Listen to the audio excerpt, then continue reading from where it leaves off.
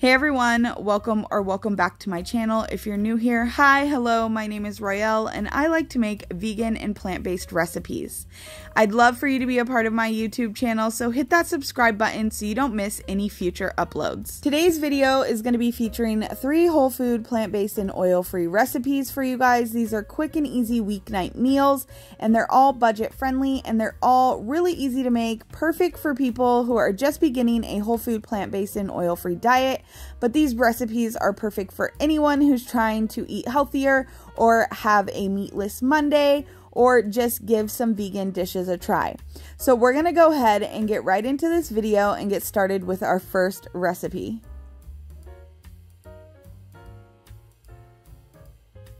For this first recipe, we're going to be making a super quick and easy green curry. This is such a budget-friendly meal, and it comes together so quick, and it's just perfect for those weeknights that you're super busy and you don't have time to throw anything together. So we're going to start off by turning our pan on medium heat, and we are going to add some snap pea stir fry right into the dish. This is just some frozen stir fry. You can use whatever kind you like, but I really enjoy the snap pea stir fry. My husband loves the combination with the snap peas and the water chestnut and the green curry, so this is the one that we prefer, but you could use any other frozen stir fry that you prefer. So I'm just going to put my lid on this and leave it on a medium heat, and I'm going to allow this to cook down for about 4 to 5 minutes. Of course, we're cooking oil-free, so you don't need to add any oil. The natural moisture from these frozen veggies is going to be all that you need. So we're going to go ahead and let this cook down.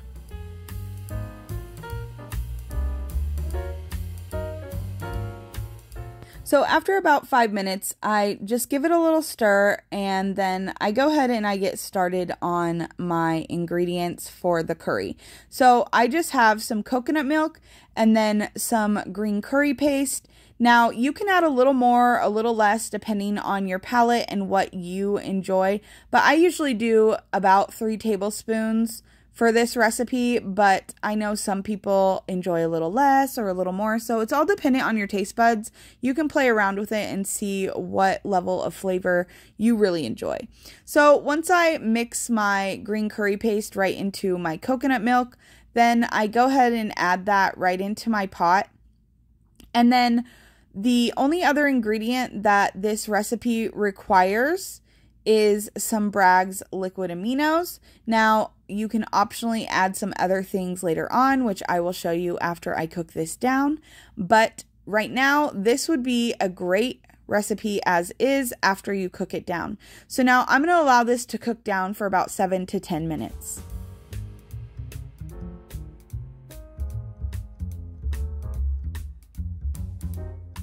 So now that these flavors had a chance to marry all together and that sauce has kind of cooked down a little bit and thickened up, I'm going to go ahead and add in some baked sriracha tofu that I have in my refrigerator, but this is not necessarily needed, but it definitely makes it more delicious. You could add any type of tofu you like. You could even add some cooked soy curls or some chickpeas, would all be delicious options to throw into this. So I'm just going to go ahead and let my tofu heat and warm through.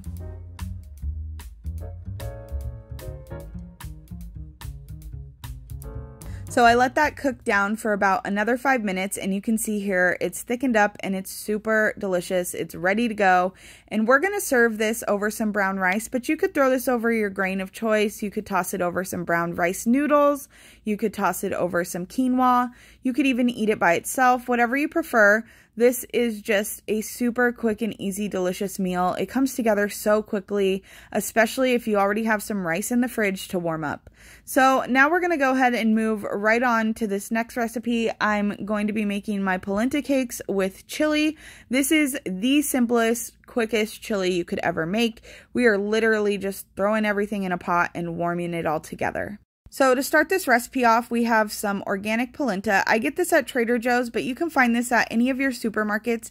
It's usually in the pasta section, and it's usually on the top row, and it's just super accessible. It's quick and easy. It's great for nights that you are in a hurry because it is already basically made and you can do so many things with it. It's so versatile. So I'm just going to start by cutting these into 1/2-inch slices. You can cut these as thin or as thick as you like, but this is the thickness that we prefer. So I'm just going to layer these in my air fryer. I have a duo air fryer, so it's kind of small. Like I have 2 baskets, so I have to put them in both baskets. I don't have one large basket, but you just want to put them in so that they're not overlapping each other. And I just pop these in my air fryer at 400 degrees, and they usually take 8 to 10 minutes in my air fryer, but it could be up to 12 depending on your air fryer. So to put together our chili, I just have a pot here on the stove, and I'm going to turn that on to medium heat, and we're going to just start by adding all our ingredients. We have some black beans, some kidney beans, and then some fire roasted tomatoes. You could use regular roasted tomatoes. This is just what I had on hand this day. Then I have some diced green chilies, some frozen corn. I like to use sweet white corn. It just depends on your preference. You can use whatever you like. And then I have some onion powder, some garlic powder, some chili powder, and some smoked paprika. So I'm just going to add all of those ingredients into my pot along with some Bragg's Liquid Aminos, and this is just my salt substitute. You can leave this out obviously if you are watching your sodium, but I think it adds a little depth of flavor and just gives it a little bit of that saltiness that you need to bring out the flavors of all of your ingredients. So I'm just going to add a little extra water to this to help it out. Sorry. I usually add about 3/4 cup of water to this. You can add a little more as you go. It's all depending on you, how thick you want your chili to be. I'm just going to mix this up. I'm going to cover it, bring it to a boil, and then I'm going to let this simmer down for about 15 to 20 minutes.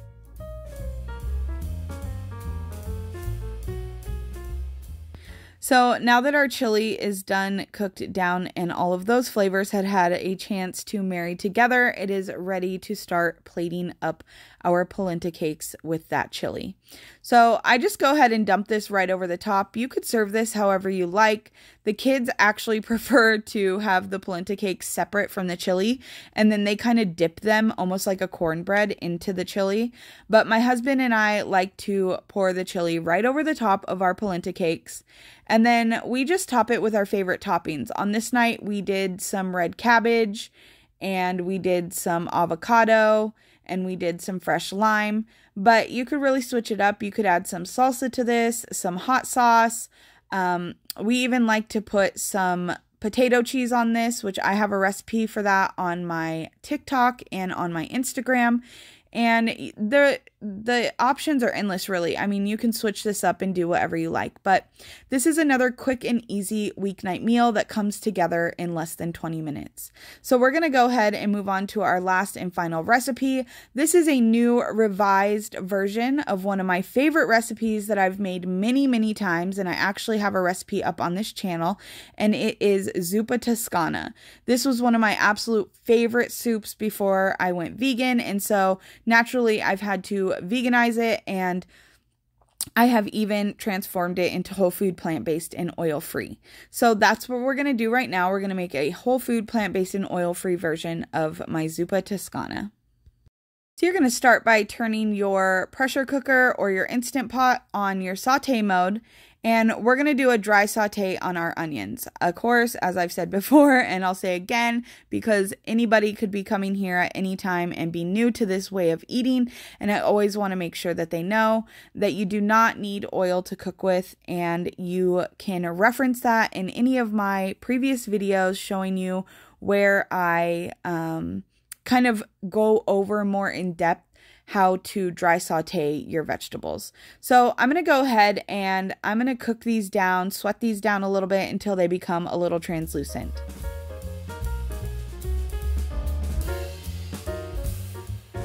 So once those onions have sweated down and they've developed some color and some beautiful flavor, I'm going to go ahead and add some fresh minced garlic.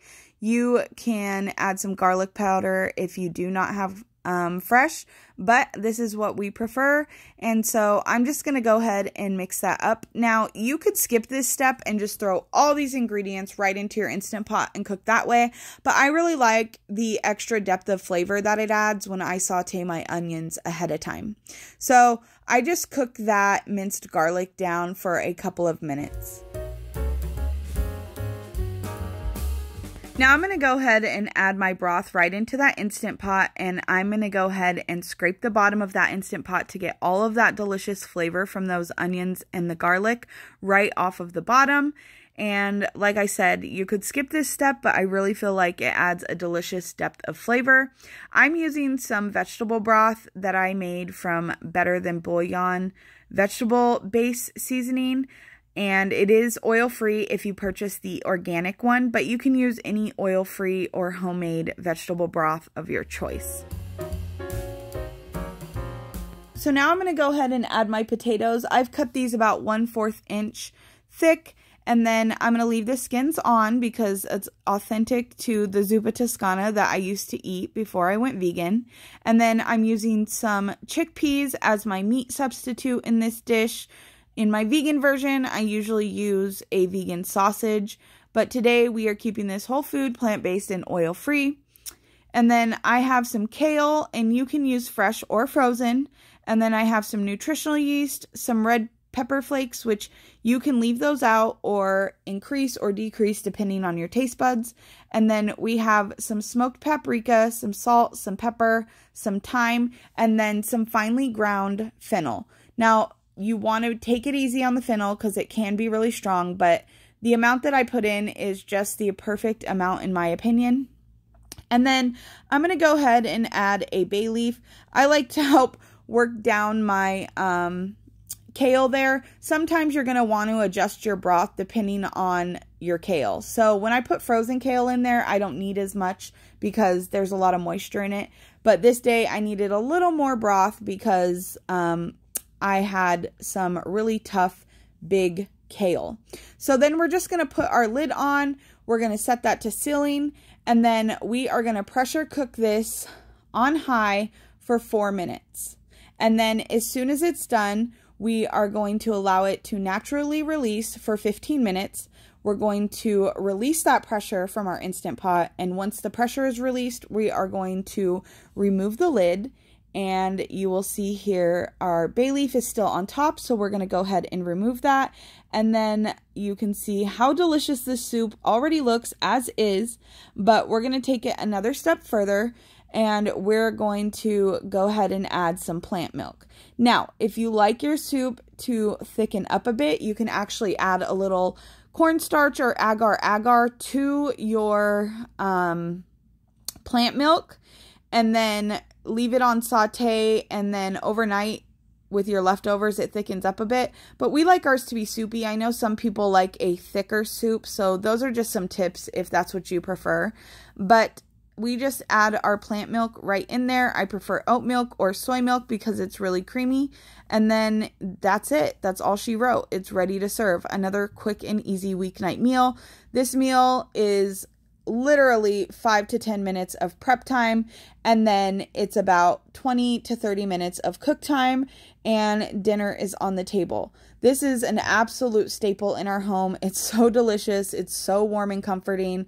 And with the fall season ahead, I promise you that this will be on the menu at least once a week in our house, and definitely on my husband's lunch menu. So I hope you enjoyed this video, you guys. I hope you got some inspiration and saw that you can make so many delicious plant-based meals on a budget that are quick and easy. As always, thank you so much for watching. Don't forget to hit that subscribe button.